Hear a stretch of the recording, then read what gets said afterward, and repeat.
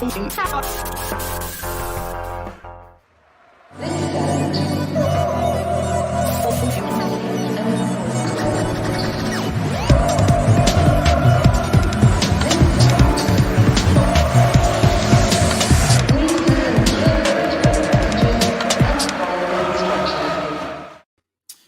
everybody, and welcome to the Blue Monday podcast. And in a shocking break from tradition, it is Saturday night. We named the podcast the Blue Monday podcast. Then gradually, as Joe does the Wigfield Saturday night dance, which is why you should always come and watch on YouTube.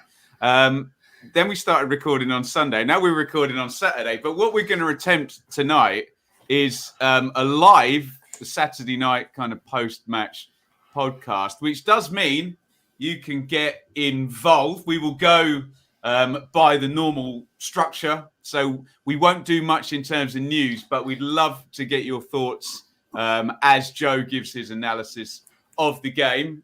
Richard should be arriving inebriated about halfway through the show. I did drive past him on the way home earlier today. I did honk my horn at him and he looked shocked, but in fairness, it was quite loud and right in his ear. You didn't deliberately drive for a puddle next to him? No, it hadn't rained, sadly. So please do get involved. So we'll go low on news, essentially. We're going to go straight into today's game. But we must just say hello first off to Joe Fairs. Joe, how you doing, my friend? Yeah, good. Always happier after 3 points on Saturday evening. It always makes the beer taste a little bit sweeter. Kind of binary, isn't it? It's just a good night after a win on a Saturday. We're not normally in this, although we did do, I suppose, the post game shows on midweeks, but they often didn't turn out too well, didn't they? I don't know what our batting average was on. Yeah, it was tough. Oh, come and talk to us about Northampton 3, Ipswich 0. Well, those ones 3, Ipswich 0.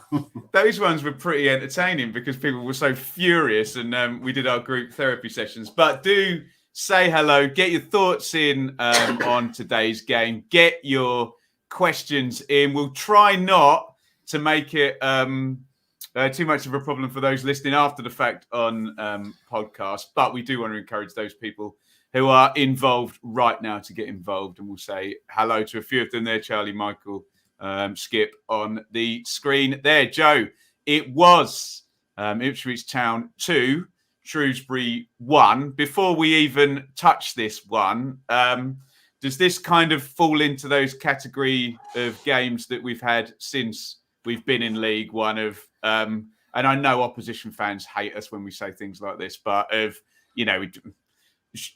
should win this game if all's going well? Well, we have to win it. Can you hear me now quickly? Very clearly, yeah. You're okay, great. Yeah. So my microphone has been a bit silly. Yeah, you've especially with the start we've had, which is sort of the 2 wins in 10 games, or 10 points from 10 games. If there's any chance of us doing anything this season, Shrewsbury at home and then Cambridge away next week are just 2 games you simply have to win. We need to, within the next 7, 8, 9 games, be up to at least 1.5 points per game to go from there. So Shrewsbury at home, they're sort of second bottom of the league, and like I said, no excuses. And I think Paul Cook knew that that's the case as well. When you read in the comments, both from him and Mark Ashton in the programme today, they know that the pressure's on and they know they needed to win, and we did win. Yeah, and again, if any Shrews fans do happen to catch this on YouTube, that's in no way patronising to your club. But Joe's totally right. If our club wants a realistic, like you say, move into the top half and then, in theory, into playoffs, then it's a game want to. Well, like I say, Shrewsbury are 23rd in the table at the moment, so their goal this season is surely now make sure that they stay up, and the difference between going up and staying down isn't going to be getting points away at Ipswich. And other hopeful promotion contenders. It's about picking up points against their sort of direct rivals. And that will still shake out until Christmas time, essentially, won't it? Right. Keep your comments coming in. We'll get into some specifics, and then we'll really major on these about sort of 20 or 25 minutes into the show. Joe, pretty much expected 11 beings. I suppose some questions we were asking about the goalkeeper, but given that we knew Bersant Salina was not going to be around. I'll read the 11 and then you give me your thoughts on it. Hladky in goal, Penny and Danassian, the fullbacks, Edmondson and Burgess, the centre-backs, double pivot of Evans and Morsey, Fraser inside left, Burns inside right. Chaplin starts at 10. And can I call him a goal machine? I think I can. Without a doubt. Thank you, Joe. The goal machine, Macaulay Bonne up top. Get your thoughts in on the 11 in the chat. Would you have done anything different? And Joe Fairs, what are your thoughts? Well, I don't think anyone was really expecting any changes other than Bursa and Selena. And I think we'd all agreed that was going to be the case. And it was Connor Chaplin or Kyle Edwards, really. I know I listened on a preview show. I think Rich and Mikey thought it would be Kyle Edwards, but I just thought from Tuesday's game, Kyle Edwards just didn't look quite at it. And Connor Chaplin looked really good in there as a 10. So I thought that it was going to be sort of Connor Chaplin, and it did turn out to be the case on that. And I think subsequently it proved to be the right decision because I thought he was probably our man of the match today. I'm very binary on this, Joe. In my head, that Championship Player of the Month that Chaplin won for Barnsley, I just can't get that out of my head when I'm judging on him in League One, that you've essentially got the Championship Player of the Month from not that long ago playing in League One. And I saw a thing of Alex Ferguson talking to the UFC fighter. We were talking about this the other day, saying you've got to start your best players. And I just, in my head, I just can't see the season going on much longer without Chaplin essentially becoming a first team. Do you agree?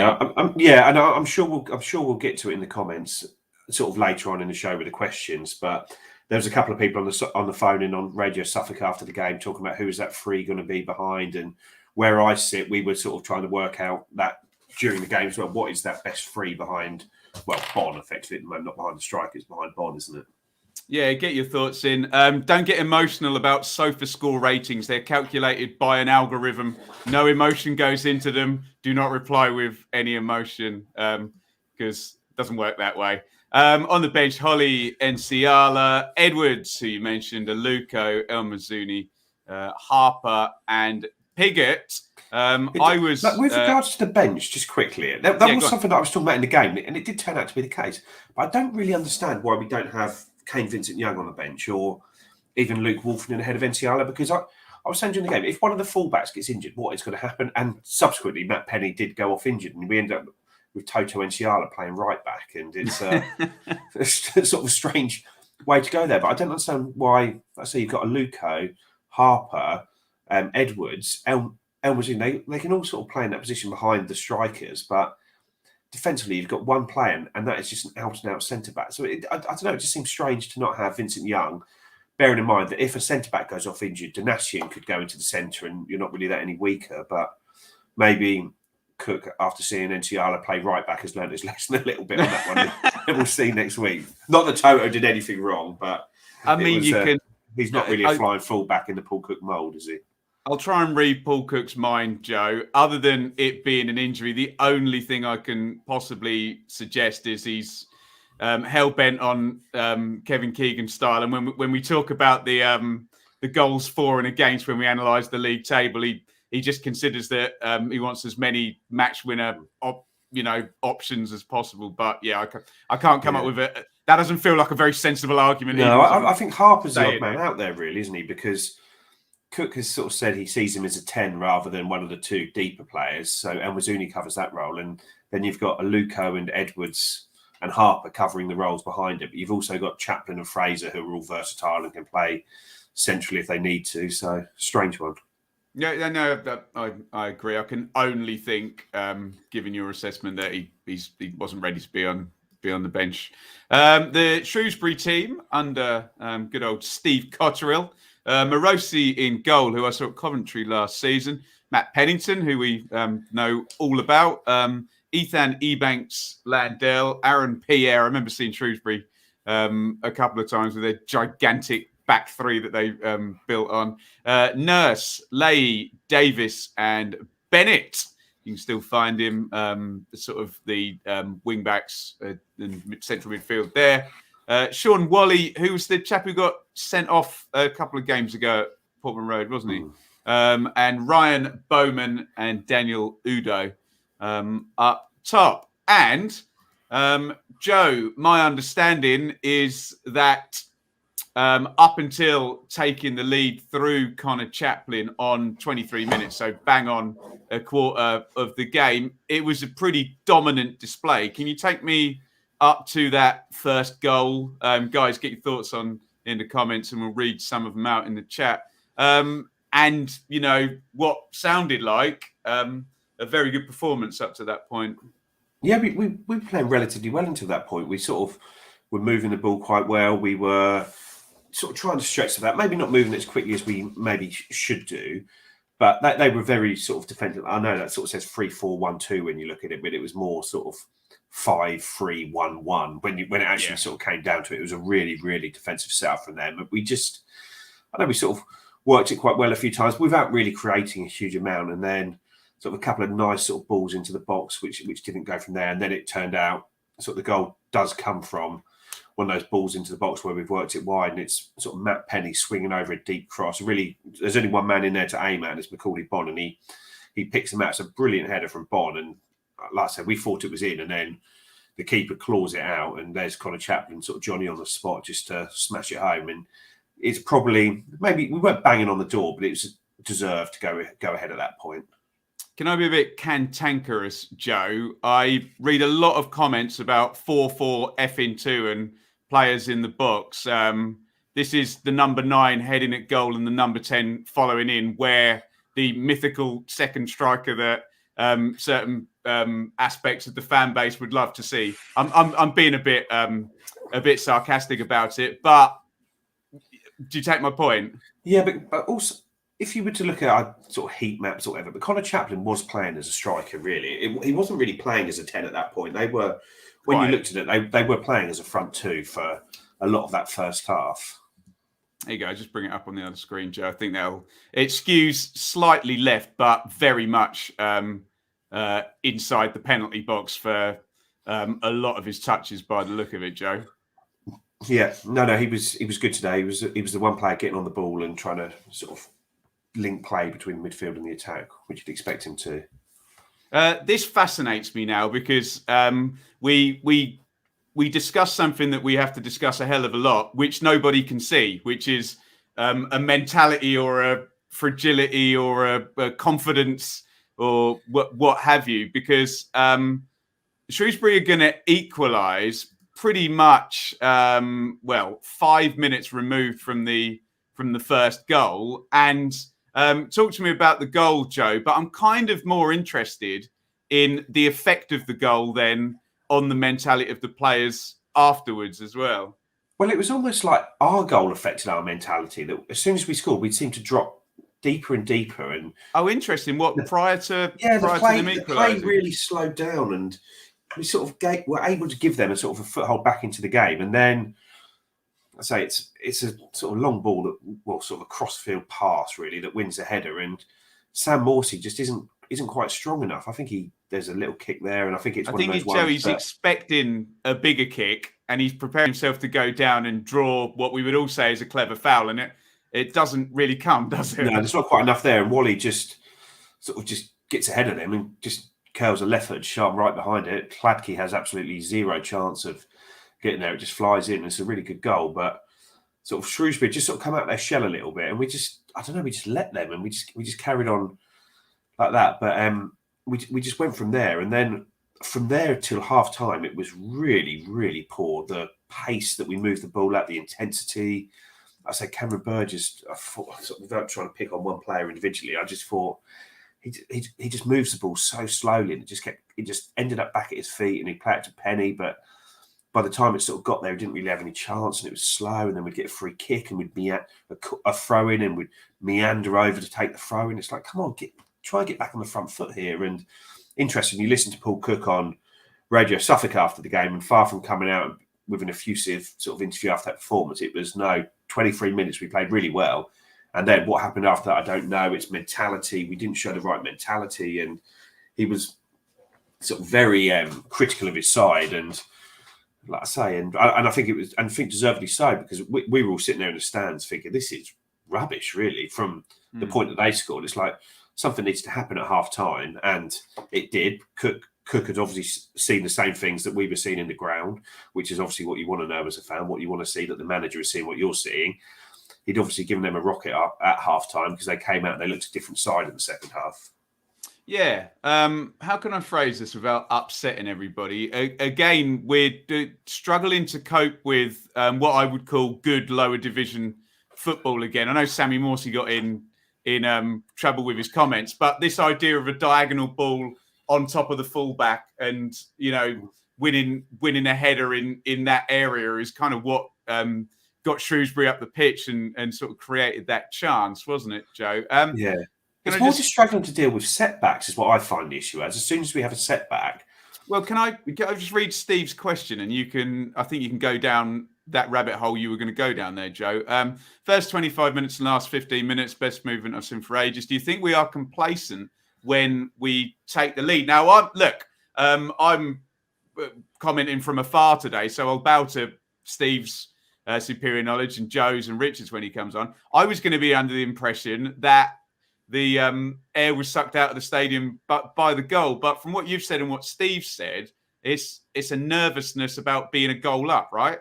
Yeah, and like I said, I don't think it's complacency. I just think it's almost like a panic. Like we don't know whether we want to try and go for a second goal or whether it's almost like we just want to sit back and hope a second goal happens as opposed to actively go out and try and score one because we're so sort of fearful of letting one in sometimes. But no, it's very strange. And sort of that Portman Road issue, we've seen everything. We've seen us sort of going behind in games and scoring late equalisers. We've seen us going ahead in games like MK Dons and conceding equalisers. We've got 2-0 up against Wimbledon and conceded 2 goals to equalise. And we've gone, like I say, behind at Morecambe. Sort of, and we just there isn't really been a game state other than that sort of Doncaster game where we felt comfortable at any point. Right, where we probably should do, whether we're sort of 2-0 up or 2-0 down. It doesn't sort of, you don't seem to know where to go. But everyone just starts moving the ball around slowly. And I think it's fear of making a mistake sometimes that everyone's content to play the easy ball, but once you've played 10 easy balls in a row, you end up in a position where you're sort of nearer your own goal than their goal. Somebody then has to try and sort of do something with it, and you end up just giving it away and allowing them to come onto you. Yeah, I was just really interested in what you're saying about game state, Joe, because it feels like a pretty comfortable game state is 0-0 at kickoff and going forward. They're kind of more comfortable at 0-0, sort of trying to make the play than perhaps when they've taken the lead. We've got a couple of comments on that. Noel, spot on, a weird collective panic. Bod, if we got 2-0 up, then we walk it. Yet again, we give the opposite a sniff and make it hard. Agreed on both of them. Joe, you said about Paul Cook spotting stuff and it looking better after half-time. What did you mean by that? Well, I just think you could tell that they needed sort of either someone to instill some confidence in them or tell them basically just to play higher up the pitch, because there was a spell, sort of 15, 20 minutes in the second half where the centre-backs are 5 yards inside their half and the whole game is just played there. And every time they get the ball back, all they can do is give it straight back to us. And we just keep going and keep going. And it wasn't like we were creating a huge amount of chances, because we should have been creating more, really. But they just didn't have a kick really at us. And like I think you just showed on Sofa Score the sort of attacking. The attack whoever's attacking. Yeah, I'll bring it up. I say when you see this sort of second half on there, it's just all us, and we just kept them. Like I say, from the start of the second half, we just dominated the game from that point on. And bar a sort of 5-minute spell where nothing really happened, we were just totally on top there. And yeah, the intensity did drop, but it didn't drop like it did in the first half. It dropped because maybe the players were running out of energy a little bit rather than just running out of ideas. Sure. If you're watching in the chat right now, get your questions in. We'll just wrap up the second half and then we'll go to some of your questions. So stick your questions in the chat and we'll get involved with them. Joe, the equaliser comes and a good old set play on 54, Lee Evans to Macaulay Bonne, go figure.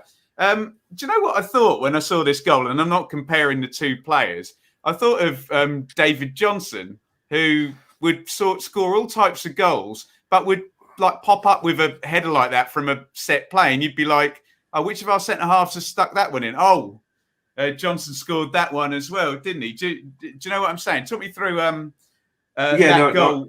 I said that to the guy in front of me. Just reminds me of he said Macaulay Bond reminds him of John Walton. I think he does in general play that he likes to. He's bigger than you realise, and he likes to sort of leave one on the centre backs a bit, and sort of have a word of them and getting their ears. But the goal is just, like I say, it just comes alive when the ball's in the box like David Johnson used to do. And this one's a brilliant header. Just makes that run onto the front post.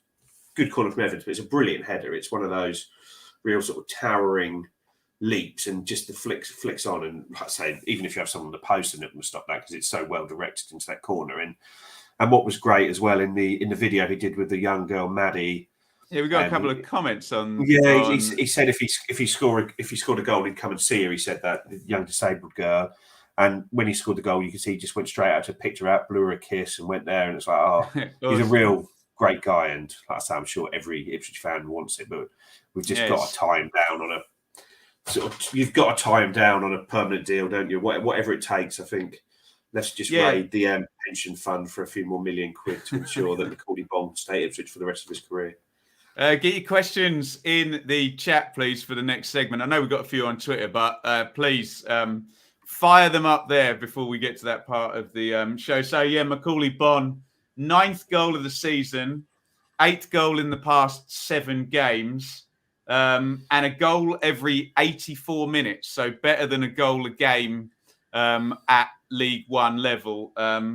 Everybody wants a striker like that in their team. Joe, you've kind of mentioned sort of how we've struggled to play at 1 goal ahead. How was it at 2-1? And sort of talk to me about the changes we saw. Edwards, NCR, you've already mentioned for injury, and Piggott come in.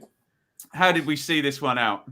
We were pretty comfortable, really. We kept on the front foot and we kept pushing, but sort of what just went from there, just kept pushing and pushing, but not desperately pushing. But it was sort of a game of sort of poor refereeing decisions from that point on. There was a sort of nice ball over the top. I think it was Lee Evans that played, or maybe Scott Fraser that played it into Macaulay Bond, who had the run on I think it was Ebanks Landell had the run on him. Ebanks Landell just sort of puts an arm out, and the ball juggles on his arm, and the ref somehow doesn't give it as what I assume would have been a red card as well, because Bond was in. They go down the other end 30 seconds later, and it looked a penalty to Shrewsbury after that. Late in the game, Scott Fraser, I thought it was a dive. He went down very easily, but he insisted on the radio it wasn't. And I've seen a couple of people saying on iFollow said no, he was kicked, but he got booked for that. There's a couple of other challenges in there. I'd say Elliot Bennett defended very well against Kyle Edwards a couple of times. Kyle Edwards must have been fouled 5 times in the 15 minutes he had on the pitch. He's just unplayable at times. But no, it was bar the sort of the one penalty shout. Shrewsbury didn't trouble us at all. So we managed the game well that way, just by sort of having sort of positive territory and positive possession of the ball rather than anything like sniffing it out, time wasting. We were sort of just positive with the ball and kept it there and kept them in their half, really, which is what you want to do. Yeah. My take on these refereeing decisions is at least he was lenient in all cases. Do you know what I mean? Where the possible foul on Morsey before the goal, he didn't give it. All those penalty shouts, he didn't give it. So sometimes it gets a bit more infuriating. It's very difficult to have a conversation about referees without club bias rendering it completely not credible within about 5 seconds, because everyone thinks every decision goes against their team, don't they? But at least, I guess, Joe, he was kind of lenient in all cases. But yeah, it's no good being lenient, I guess, if you're not making the correct calls. Yeah, whether they're trying to level things out, you don't know. But it's they'd never admit that either, would they? It wasn't a brilliant display, but Steve Cottrell, I haven't read his comments after the game, but he was over there giving the ref pelters after the game for ages. And I just think, well, yeah, he's missed one of yours, but he's missed 2 of ours, and we've sort of totally dominated the game. But I don't know. I haven't seen him all closely, but we'll see. Yeah, keep your questions coming in, guys. There's a few at the moment on Steve Cottrell. That's often more for the for like the Shrewsbury fans, isn't it? Rather than it's building that sort of siege mentality that you've talked about. The brilliant way Sam Allardyce managed to do that and still keep a narrative going 21 years later about a certain game. But we won't. Well, there was one thing I saw from Steve Cottrell about Ryan Bowman that he said because he went off injured, but there was no. He didn't seem to. We didn't seem to know why he went down, but he came out and said that he'd had a heart rate of 250 beats per minute or something like that, so they had to take him off precautionary and get him across the hospital. So hopefully the greatest Bowman is okay after that, and we'll be fine. And it was just nothing more than just a strange issue, but yeah, hopefully he's fine with that. Yeah. Fingers crossed for him. So let's just bang through some of these numbers, Joe, and see if it kind of backs up with your eye test. Look, 71% on the possession, 8 shots to 5, only 3 to 2 on target, 4 corners to 2. All of the big numbers in our favour. I suppose the pleasing one is 0 big chances conceded, only 1 created. So you can, you'd like a bit more of a gap in that. But if you look at the numbers in isolation, and I always say that with a caveat because someone will pipe up. If you look at the numbers in isolation, it looks like a viable win 9 times out of 10 if you replay that game state. Yeah, without a doubt, that was a bog standard 1 to 2 goal victory performance and deserved. Absolutely. Right. Let's have a look at the league table. Keep your questions coming in. We're going to get to them very, very imminently. Plymouth have jumped to the top of the table with Wickham in second place. I pause on those two teams because in 4 and 5 games' time, we have those two away from home within the space of 4 days. The current played 5-1-5 top 2, right? Yeah. I think above us, I'm just scanning through. I know Sheffield Wednesday won today. Burton obviously lost. Pompey definitely didn't play because we saw Danny Cowley at the stadium. So we find ourselves in 14th position with my glass incredibly half full. That is 2 points off the top half, which is, I guess, if you're going to climb the table, the first baby step to make. 6 points off the playoff positions. And we were in a position where, we can see we are in a position where only Cambridge, Fleetwood and Doncaster below us and Wigan and Sunderland above us have played fewer games. The really good number, and take performances, because I know there's been a couple of bangers in these 5, but 10 points in 5 games. And it's the Bolton game as well, where we lost 5-2. So that's 10 points in 5 since then. Yes, yeah, exactly. Yeah. And we know full well that if you have 4 or 5 10 points in 5 games in, not short order, you will be moving up the table if you're anywhere near that 2 points per game. 4 wins in 6 in all competitions. We try and make head nor hair out of these Pizza Cup games, but I can come and sit here and say 4 wins in 6 because of the victory against Gillingham. So it was quite funny because on in the post-match interview, Brennan Woolley was interviewing Scott Fraser and he said, you've got back-to-back victories now. And he was like, what, back-to-back home games? He was like, back-to-back victories, like the Gillingham game. Oh, yes. Almost like that was a reserve team game that didn't count for anything. Well, there will be a few players. And when he said back-to-back victories, I was thinking he was talking about winning the Cambridge game next week to get back-to-back victories. I totally forgot about the Gillingham game as well. In terms of these goal scoring and conceding numbers, nobody in the division has now scored more than Town. MK are tied up. There's only a couple of teams who have conceded more. I can see Accrington, Pompey, Cheltenham. And I believe that Jules on Sky, who sits in for Jeff Stelling, said at home, and I think I'm correct on this, out of anyone in the 92, most goals scored and most goals conceded. So Portman Road is like the goal capital. It's like QPR under Mark Warburton, isn't it? It's like the goal capital. Joe, I've tried to put an incredibly positive spin. How do you read that league table, first off? And can I get excited about 2 points per game across 5 games?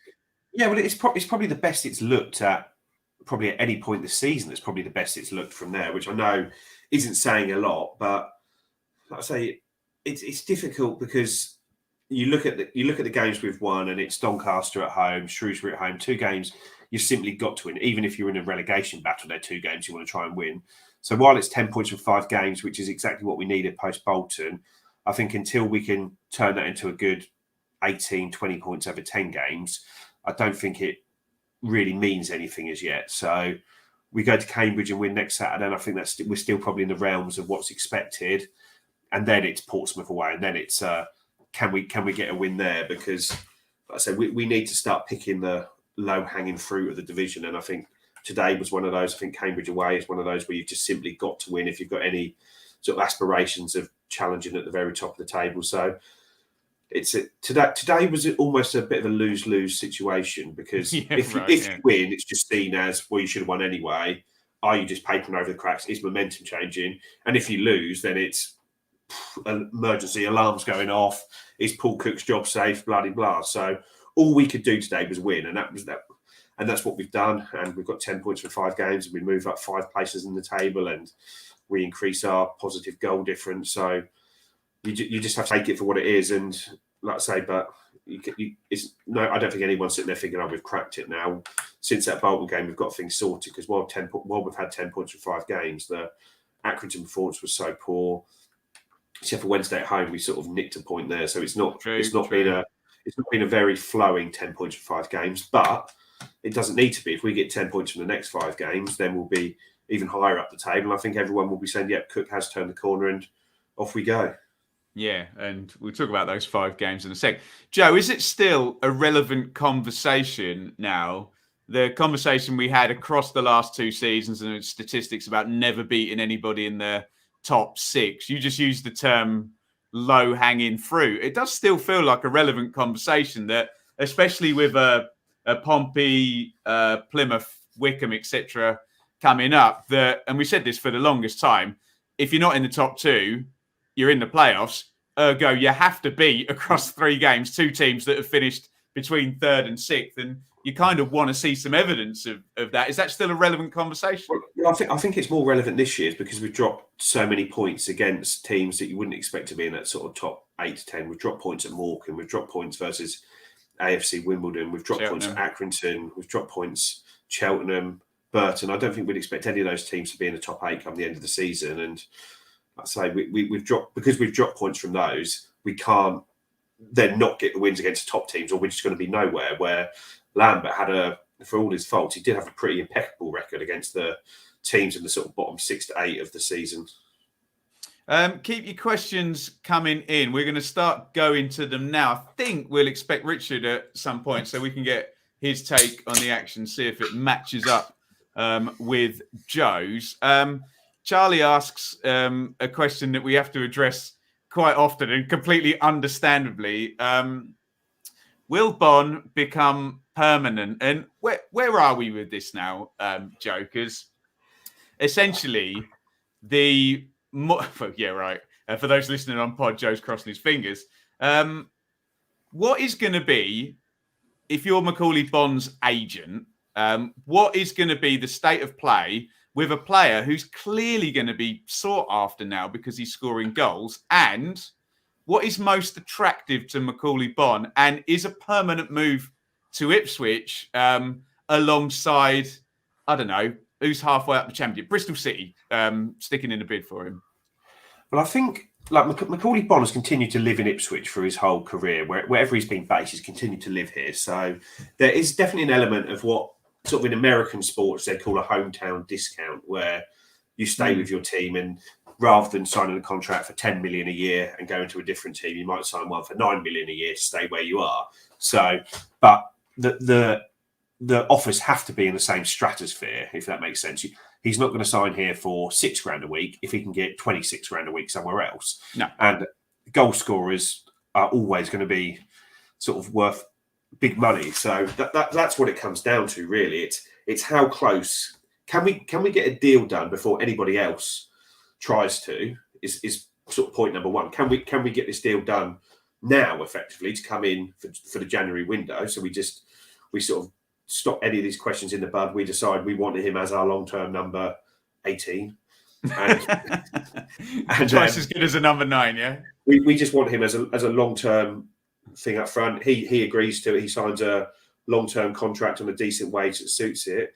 Or do we just have to let the season play out and see where we are at the end of it? Because if we get to the end of the season and he scored 30 goals, someone's going to come and offer a good chunk of money. And what happens then? Like I say, I'm sure he'd love to stay at Ipswich, and he's made no secret of that fact. But we just need to sort of try and get the deal done as quickly as possible when we could get him tied down for as long as possible. We'll bring Rich in and get his thoughts in just a sec. I was just really interested where you were saying that about maybe a championship team blowing us out of the water in terms of salary.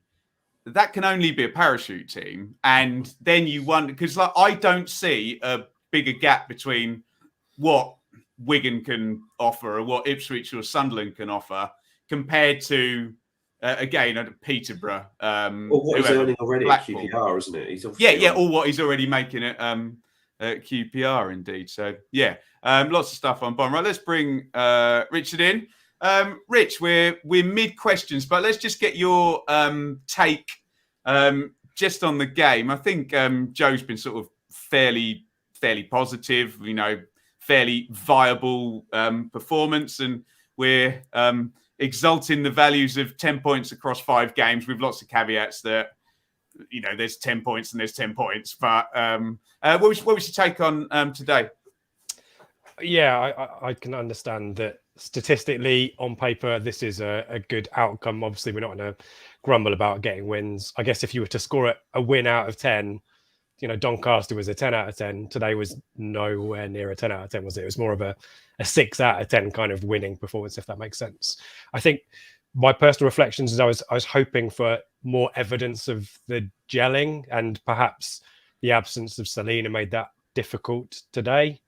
I've seen and heard post-match conversations with Fraser, and I'm not surprised that he's a little bit frustrated that he's not being used in the position where he did so well for MK Dons. But Chaplin came in today and did well.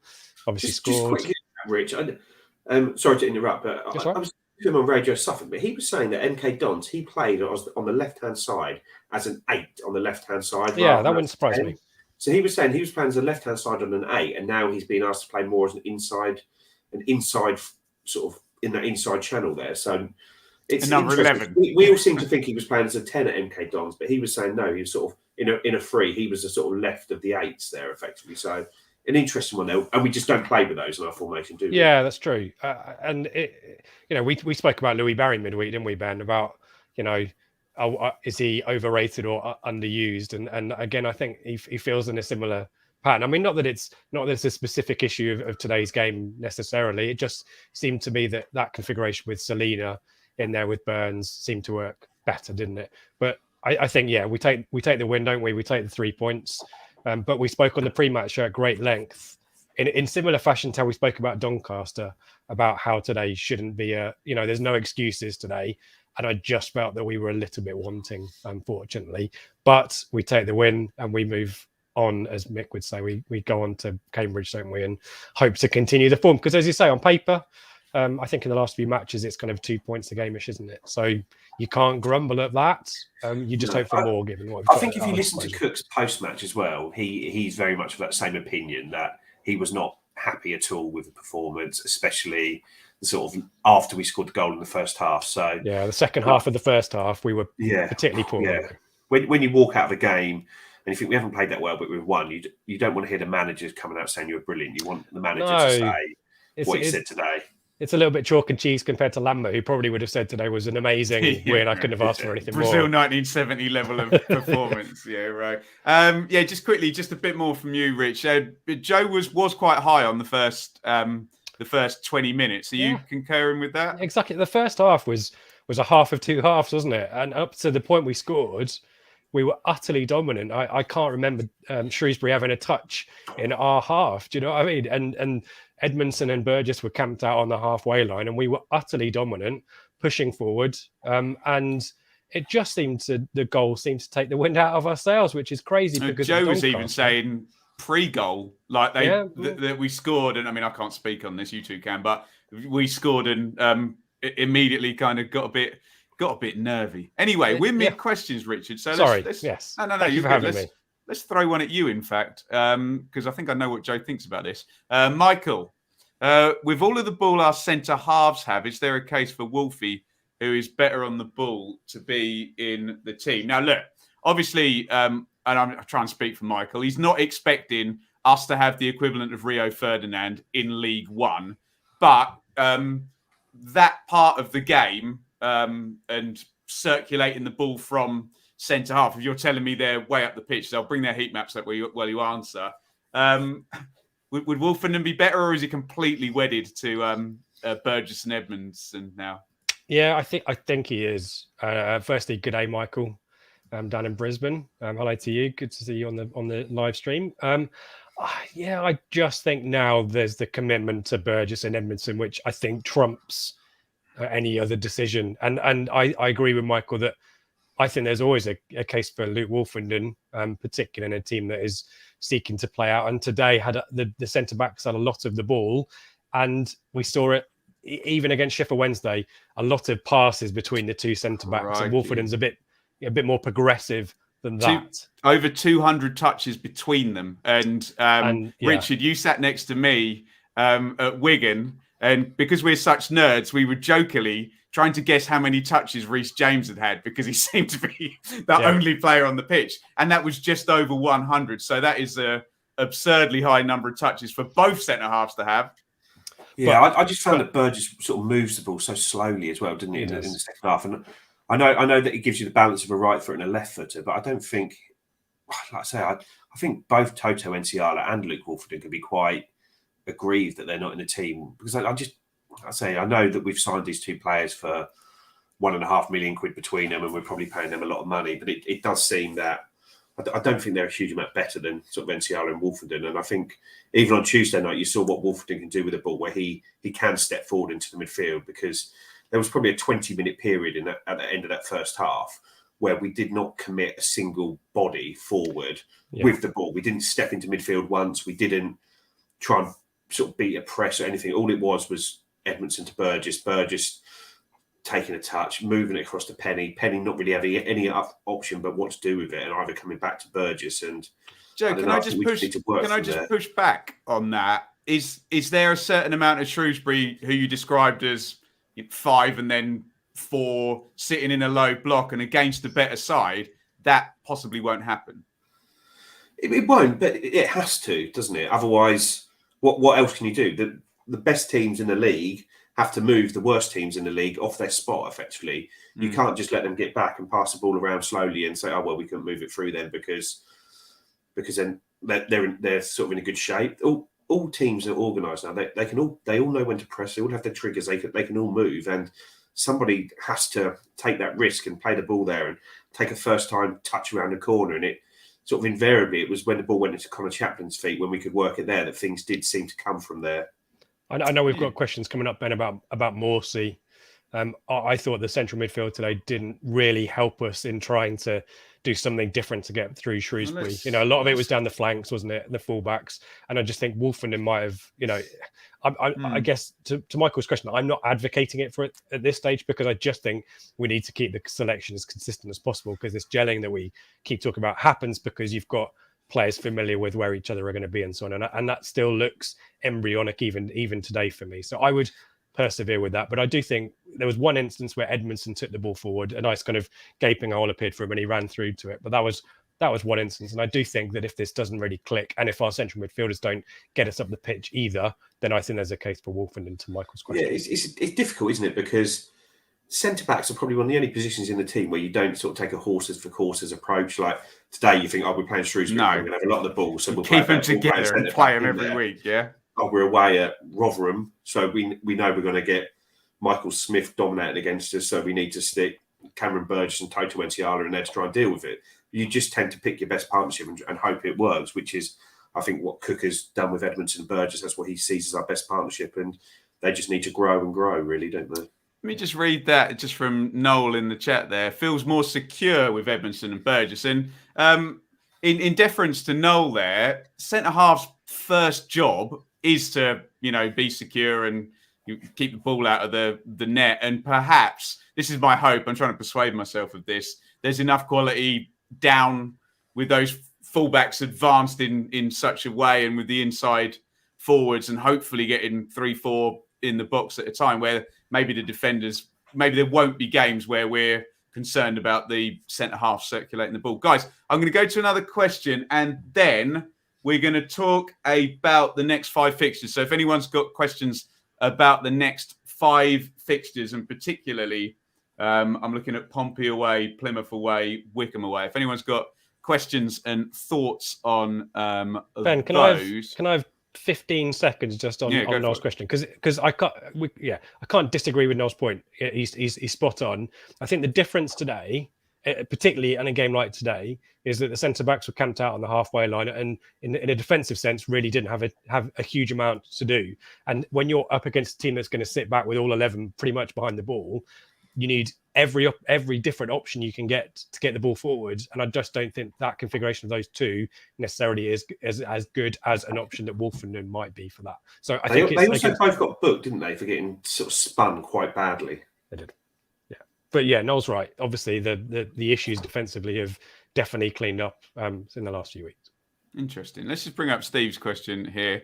One of my favourite things about this year is how we can replace a quality player with a player with equal quality from the bench. That hasn't been a case for quite a while. I mean, Joe, he's obviously right. I know a lot of us get a bit anxious about, oh, hang on, what's the team? Who's the best player? And then when we figure out what the team is, oh, who's getting left out? Why are they getting left out? Sort of saying to the guy next to me or the guy in front of me is that right. Can you imagine Rich being the guy next to Joe at the football? Hey? I can. I've been that guy. Your ear pen, I've been that guy. That was very nice. But Wes Burns, right at the start of the second half, he sort of seemed to he made a run to the sideline, and he sort of seemed in a lot of pain there. And I know he's managing an Achilles problem, and the next few minutes he just wasn't getting into the game, was struggling to run with it. And it's like, just get him off. Like, you've got Kyle Edwards sitting on the bench. Just bring Kyle Edwards on for Wes Burns and make sure Burns stays fit, because Burns has been brilliant, and sort of it's no slight in his performance. But we don't need to risk players when they've got a potential injured Achilles when they're managing that problem, because we've got such quality on the bench, and you just need to we need to make sure we use that sometimes, because he kept going to the bench and speaking to Cook, and it's like, just bloody get him off. If he'd have got injured today, it would have been sort of real negligence, I think, from the sort of managerial and sort of fitness staff to have not got him off, because he just needed to come off. And I see he had Sonny Aluko and Kyle Edwards on the bench who could both come on and do a more than good job at this.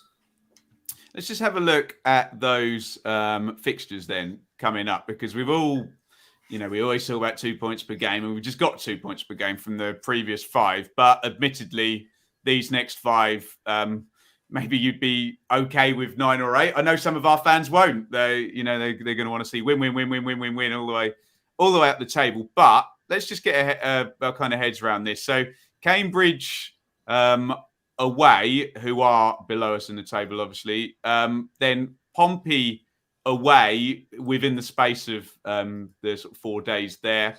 Fleetwood at home. So that's a 3-game week where you could pad the points total for these 5 games, with then a week off. And this is hard.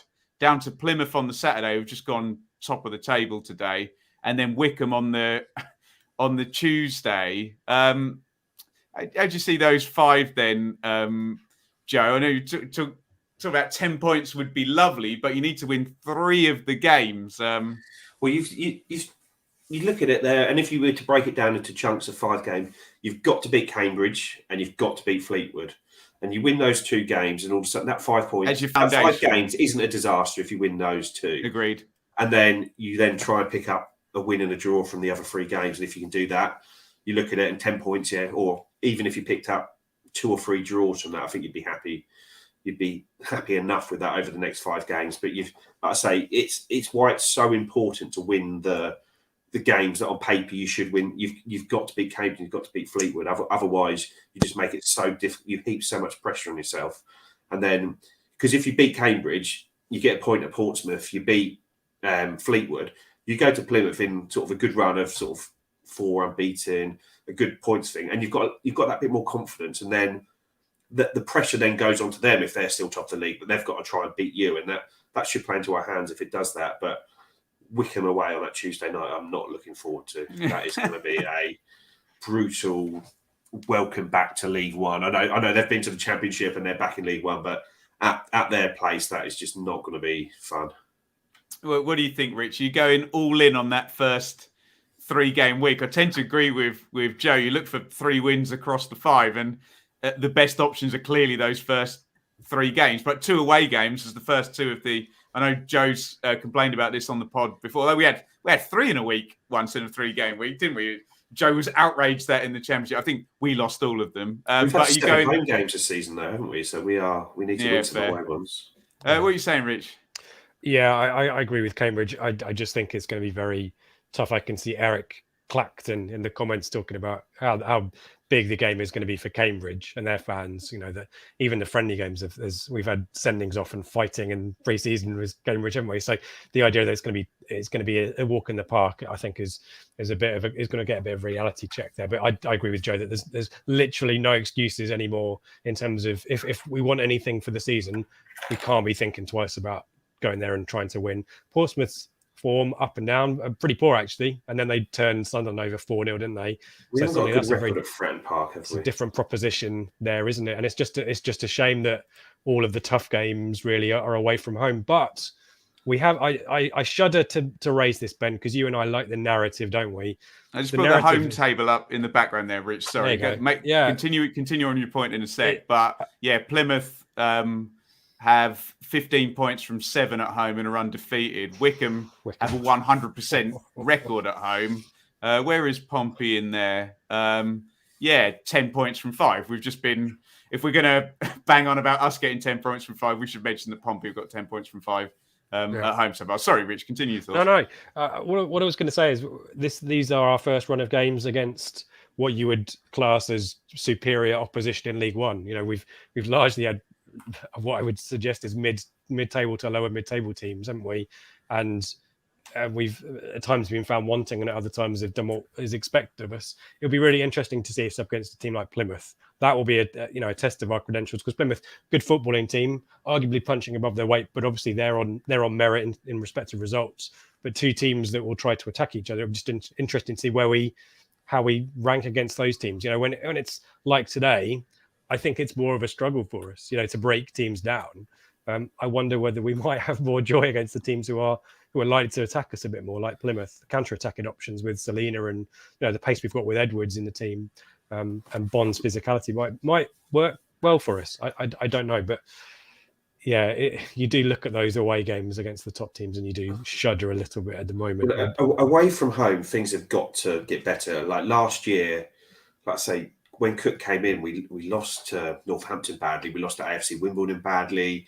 We drew with Rochdale. We had a really poor record. I think we beat Swindon at the end of the season, but other than that, it was poor. And then this year, we've gone to Burton. I've just brought it up, Joe. Only Crewe, Shrewsbury, and Doncaster have fewer points away from home, although we have played 2 games fewer than a few. Like I say, last year we had a really poor away record under Cook. I think it was like 3 draws, 4 defeats, and a win. This year, it's like I say, Burton lost, Cheltenham lost, Lincoln won, Accrington lost. Well, maybe we can look at that and maybe say, well, Lincoln are probably the best of those 4 sides, and we actually got a result there. So maybe that game played into us a bit more than going there into a sort of like, because Burton were a very physical side. I was at that game. Cheltenham, obviously, they had Ben Toes on a long throw, and we struggled to deal with that.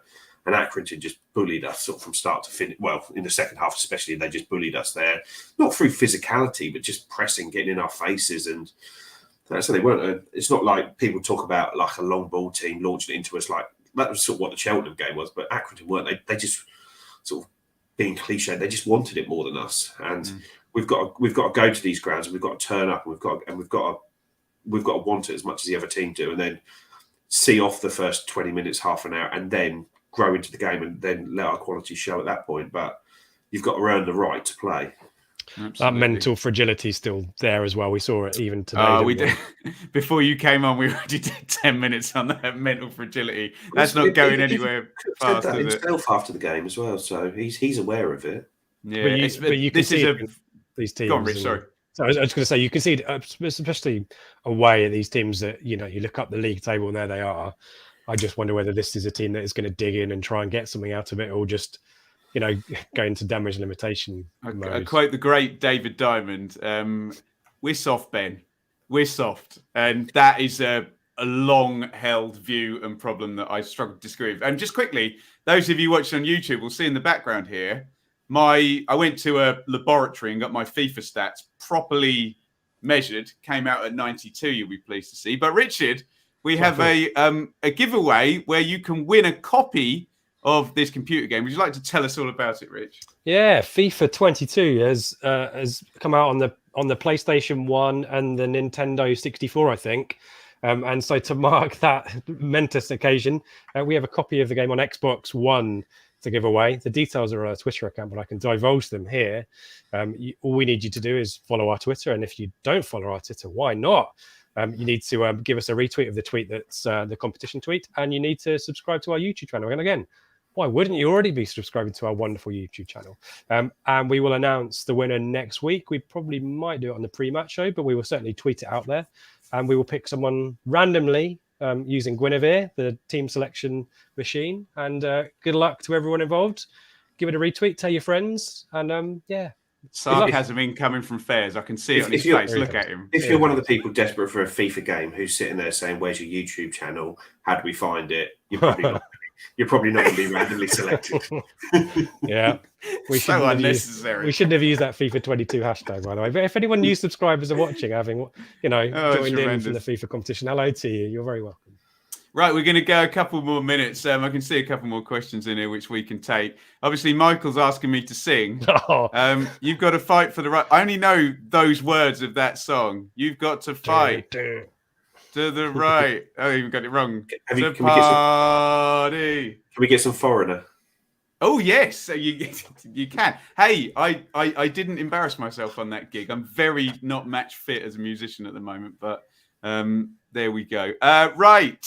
I'm sorry, I know Noel's had a couple, but it's a good question. Yeah. Is it just me, or is the standard in League One this season so much higher? I'm a big believer that is true, Richard, and it's not just this season. It's been building as I call it, the place former Premier League clubs go to die. Yeah, I look at MK Dons is a great example. Look at MK Dons. Liam Manning, manager of the month, I think, for September in League One.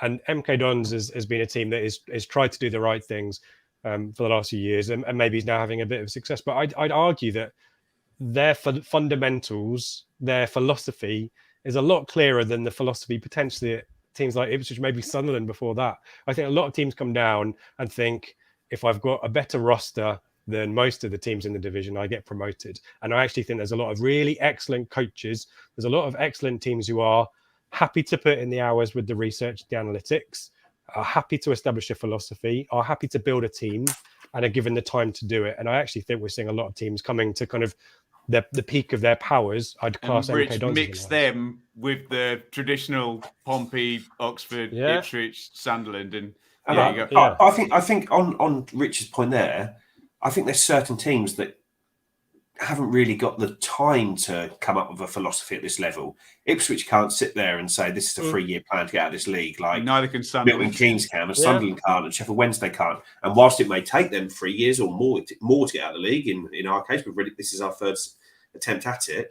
We can't be like Oxford or Milton Keynes and Lincoln and try and build something slowly, because the place where we need to build something slowly is in the Championship to try and get back to the Premier League. But we've got to get back there first. And like I say, you see these teams, like I say, Milton Keynes are fucking brilliant when we Bolton, Joe, under Everton. Well, yeah, Bolton, and I'd say they looked, from what I heard, they were impressive again at Sheffield Wednesday today. They didn't win, but they're going to be there or thereabouts to the playoffs, and there's a lot of teams that will be. Morecambe scored us this season. You know, they've got good positive momentum from their promotion last season as well. And that's with a brand new manager and a brand new squad, really. There, they've looked sharp. They're above us in the league, and they probably aren't going to get into the top 6, but they're not going to be. They're not going to go down.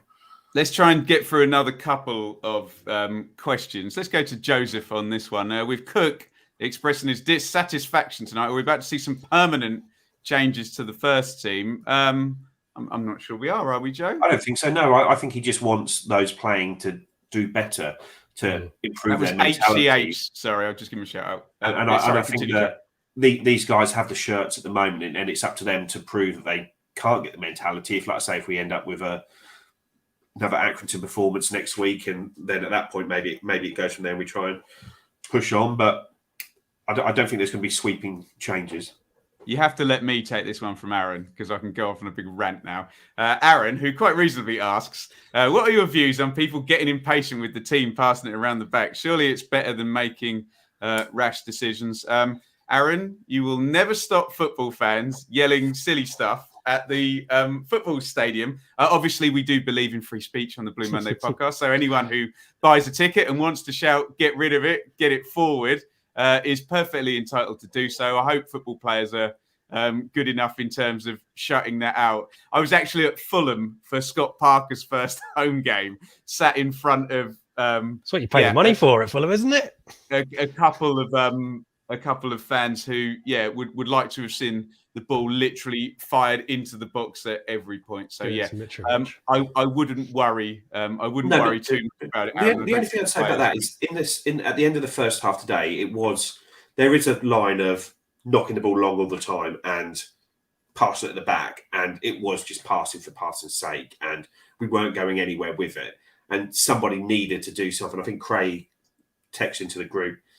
At some point, somebody needs to be told you have to actually try and take a man out of the game here. You have to beat a man or play through the lines. Don't you? And it was. I think the crowd did need to fire them up a little bit, and I think it probably helped the crowd doing that, because by the time sort of Cook went into the change room, he was quite clear what the crowd were thinking and what he was thinking about it. Yeah, you're very right, Joe. There's grades of it, Rich, isn't there? Yeah, I was going to say Mikey tried to get folk shouting "hoof it" and then get rid of it, and then slagging players off for passing it around the back into room 101. I think he lost in the vote. Well, Richard, in terms of our room 101 things, we've had a corner played to the near post, resulting in a goal today, and a player playing at number 10 following in the number 9 to score a goal in the wake of lots of people wanting a front too. So room 101's in for a bit of a struggle today, isn't it? Right. I think we are all there. What we would love you to do is give us your feedback on, particularly after home games, this show, going live, and we can tune into your either distaste or elation immediately after the fact. And if there's a want to do it, we will always listen to our audience, and if we can sum up the numbers, and us losers don't have anything better to do at 7 p.m. on a Saturday night. I don't have to run up Spring Road every week. Yeah, that'd be nice. we'll come back here. Joe said he beeped at you on the way home. He did. I tuned into the start. Yeah, he was swerving all over the shop, Ben. It was crazy. I had to dive out of the way. He'll be on dash cam somewhere. Fairs, won't he? Look at this. I'm gonna pad this and only read the positive comments. Love it live, Charlie. Says Charlie. Andres, love the live show. There we go. One thing I mentioned earlier in the show was, what are people thinking for the free behind the striker at the moment? Where are we on that? Rich? As in, what personnel would I pick? Yeah. I still quite like Fraser. I feel like I'm in the kind of minority here, but I suspect if it was ideal, I would be having Edwards on the left, Selina in the middle, and Burns on the right. To me, that's a no-brainer configuration. Yeah, I think I'd be going Selina on the left, Chaplin in the middle, with Burns on the right at the moment. Yeah, I'm just not really sold on Chaplin yet, even though he had a good enough game today. I feel like he's like Cook's boys, but maybe I'm being harsh. I like Edwards. Interesting. I suspect if we went to if we sampled 100 people in the fabled words of Les Dennis, you'd probably get a very actually it might be a good poll. Actually, Rich, maybe do that on Twitter. But can I go back to the comment that came in earlier? Isn't it lovely to have two players for each of those positions off the front? Right. James says, there you go. It's England are 1 up. If Is that that all? Connor Cody? So I backed him to score. Is that all? I don't know. Yeah. Right. Thank you, everybody, for watching. Joe, where can we find you on Twitter? At Joe Fairs. And what sort of stuff can people expect from you on Twitter, Bants. Joe? Hashtag Just bants, isn't it? general bants. Richard, where can we find you on Twitter? And what sort of stuff can people expect from you, Richard? I like talking about politics. I work in the energy sector, so come and chat to me about that. No, don't, please don't. I post football goals from years gone by and stuff about There football. you go. At He gave you Ipswich. 2 reasons not to follow, followed by 1 very good reason. I don't talk about politics as much as I can help it. At Ipswich and also on Instagram. Have we mentioned the FSAs, by the way? I can briefly talk No, about go that. ahead, go on. Yeah, so it's always a little bit uncomfortable. It's kind of asking for your support and stuff, particularly when it comes to awards, which is obviously not why we do this kind of stuff. But it is the Football Supporters Awards at the moment. We've tweeted the link out, and there's a kind of all kinds of things that you can vote on, including Pundit of the Year, Male and Female Footballer of the Year, Writers of the Year, online content, which we would endorse your support for TWTD. But if you want to vote for Club Podcast of the Year, vote for Blue Monday. We'd be very grateful for that. There's a little link and a survey monkey and all that stuff. If you feel motivated and willing to do that, we'd be very grateful. So thank you very much. There you go. And you can find us at Blue Monday ITFC on Twitter. We're on Instagram. We're on Facebook. If these shows continue after the fact, then TikTok, we don't stop. YouTube is the place. MySpace. Yeah. What are you doing, Joe? Unbelievable. We are on LinkedIn, though, if you can find us. Oh, we're on LinkedIn. There you go. We're We're on every social network. But I would push you towards YouTube, Yes. where you can get involved in these live shows here. Right. Thank you, everybody, for watching. Thank you for listening back after the fact. I was supposed to plug, you can contribute financially if you really, really do feel like a lovely person. All the details are on Twitter, Acast supporter feature. Anyway, say goodbye, Joe Fairs. Goodbye, Joe Fairs. Deary me. Let's see if Richard can I'm excited after a few beers, aren't I? I've had 3. After you finish driving, obviously. Yes. No, I had 1 shandy and drove home. There you go. Beautiful. Right. How can I phrase this so Richard won't mock me? Say farewell to the listeners, Richard. Goodbye, Joe Fairs. There you go. I'm just going to... I'm trying to find the outro, actually. There you go. Right. Thank you, everybody, for watching. And we'll see you on Wednesday with another show, no doubt. Bye-bye.